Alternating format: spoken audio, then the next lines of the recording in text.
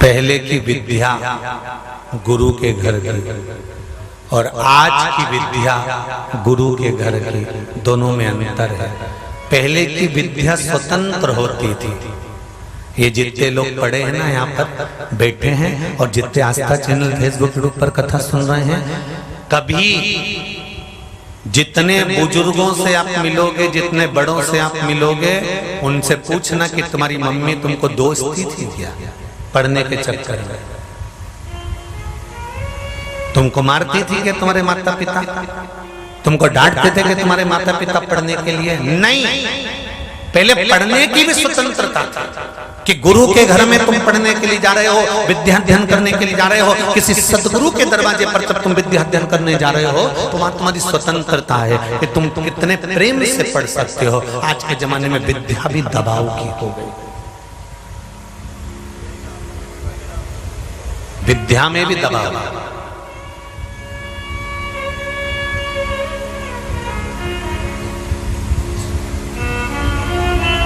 पहले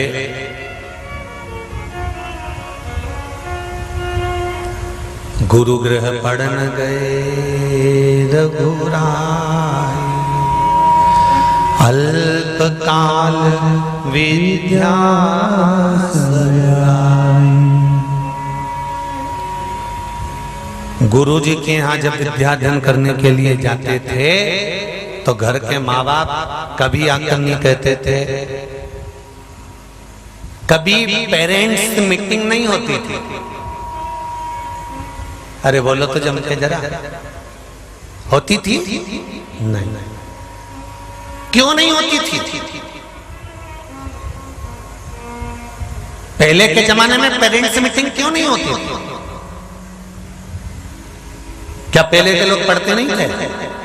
अरे बोलो तो जम के। आज के छोरा छोरी और पहले की डोकरी बूढ़ी अम्मा, इन दोनों को बिठा दो और दोनों को हिसाब दे दो, डोकरी जोड़ के यूं रख दो 15 मिनट में। 15 मिनट में इतने की भिंडी, इतने की लौकी, इतने का कद्दू, ला इतने रुपए बचे, 3 रुपए 75 पैसे मेरे को दे दे वापस। और वो पहले मोबाइल निकालेगा, फिर उसमें कैलकुलेटर निकालेगा, फिर उसमें जोड़ेगा, फिर जोड़ने के बाद फिर बताएगा कि इतना इतना इतना इतना। पहले पेरेंट्स मीटिंग नहीं होती थी। पहले पेरेंट्स मतलब माता पिता को स्कूल जाने के लिए नहीं कहा जाता था। पहले माता पिता को स्कूल जाने की अनुमति भी नहीं होती थी। क्यों? ऐसा क्या था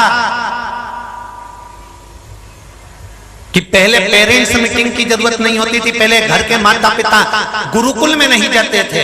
घर के माता पिता गुरु के दरवाजे पर एक बार बच्चों को छोड़ने जाते थे, उसके बाद में नहीं जाते थे। कारण क्या था?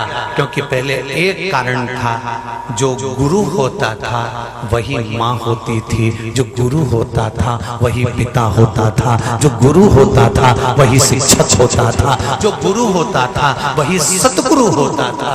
वो माता का प्रेम भी देता था, वो पिता का प्रेम भी देता था। जो बच्चा पढ़ने आता था उसकी शिक्षा का पूरा जवाबदारी उस गुरु की होती थी। इसलिए पेरेंट्स मीटिंग की जरूरत नहीं होती थी।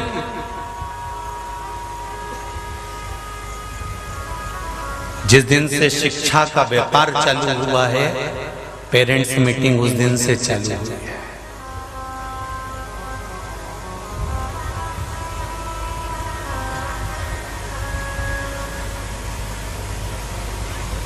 पहले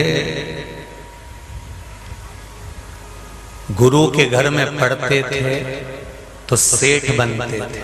जम के बोलो जरा, क्या बनते थे? सेठ।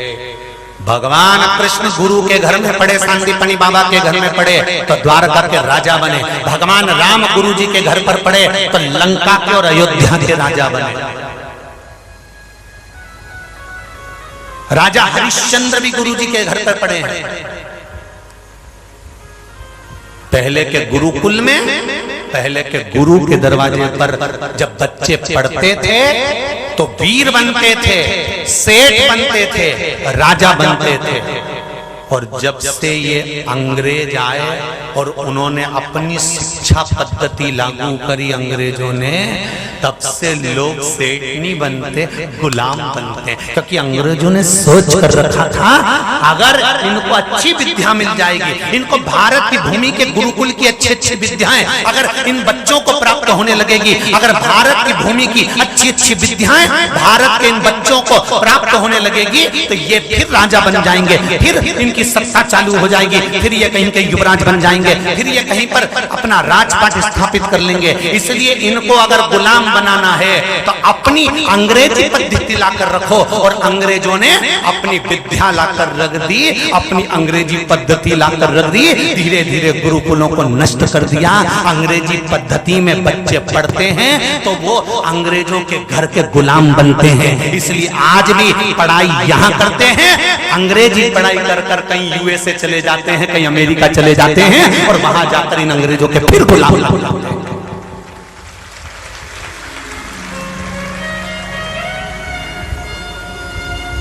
गुरुकुल गुरु का दरवाजा सेठ बनाता है, गुरुकुल गुरु का दरवाजा हमें संस्कारित बनाता है। हमें गुलाम नहीं बना सकता कभी भी कोई गुरुकुल, कोई गुरु का दरवाजा। आप जितने लोग यहाँ कथा सुनने के लिए आए हो कुबेरेश्वर महादेव के दरवाजे पर, यही मानकर कथा सुनना कि कुबेर भंडारी तुम्हारा गुरु है। कुबेरेश्वर महादेव जितने आस्था चैनल पर सुन रहे हो, फेसबुक यूट्यूब पर सुन रहे हो, तुम ये मानकर कथा सुनना कि ये कुबेरेश्वर महादेव, ये महाकाल बाबा, ये ओंकारेश्वर, ये काशी विश्वनाथ, ये मल्लिकार्जुन, ये केदारनाथ, ये सोमेश्वर, ये नागेश्वर, ये 12 ज्योतिर्लिंग, ये कोई और नहीं, ये आपके गुरुकुल हैं, ये आपके गुरु के दरवाजे हैं। ये कुबेरेश्वर धाम नहीं, ये गुरु का दरवाजा है। और गुरु के दरवाजे पर अगर आप आए हो, 7 दिन अगर अध्ययन कर रहे हो, तो ये मानकर चलना कि आप जिंदगी में कभी गुलाम नहीं बन सकते, आप वापिस सेठ बनोगे, वापिस अग्रणी नहीं बनोगे। आपको दुनिया का कोई व्यक्ति गुलाम नहीं बना सकता। अगर एक लोटा जल शंकर भगवान को समर्पित कर रहे हो, एक बेलपत्र शिव को समर्पित कर रहे हो, वापिस हमारे गुरुकुल की मर्यादाओं के अग्रतन हम चलते जा रहे हैं। हम वापिस अपने अग्रण्य भाव में भारत की भूमि के इस सनातन धर्म को आगे बढ़ाते चले जा रहे हैं। तो ये निश्चित है कि तुम कभी गुलाम नहीं हो सकते। तुम्हारे बच्चे कभी किसी के दरवाजे पर जाकर भीख नहीं मांगेंगे। अगर शंकर को एक लोटा जल चढ़ा है तो तुम वापिस कोई सेठ बनकर बैठोगे। तुम्हारे घर में भी चांदी की थालियां होंगी और तुम्हारे घर में भी सोने की ईंटें होंगी, कमी नहीं रहेगा। वो तो दुनिया के लोगों ने शिव महापुराण को दबा कर रख दिया था, दुनिया के लोगों ने इन वेद और शास्त्रों को दबा कर रख दिया था, दुनिया के लोगों ने आज के समय में, आज भी अगर कोई पढ़े लिखे व्यक्ति से कह दो ना कि ये बेलपत्र खा ले, ओ राम कोई इन्फेक्शन हो गया तो जो डॉक्टर ने गोली दी और उसका इन्फेक्शन हो गया तो डॉक्टर पर विश्वास कर कर गोली खा गया और खाने के बाद बीपी ऊंचा नीचा हो गया तो चैन से गोली असर कर रही होगी, गोली असर कर रही होगी। और एक बेलपत्री खाने के बाद जरा सा मुंह छाड़ होए तो टेंशन में आ जाए, क्या पता क्या हो गया। सियोर वाले महाराज ने कहा था हमने बेलपत्री खाई थी, हमने खाई थी, हमने ऐसा करा था। विश्वास करो तो शिव है और विश्वास ना करो तो भगवान भी नहीं है। फिर तो तुम अपने घर में भले और तुम्हारा काम ना बना। विश्वास करा, ये पर्चों में देखिए कितना कितना विश्वास का भाव लिखा है इन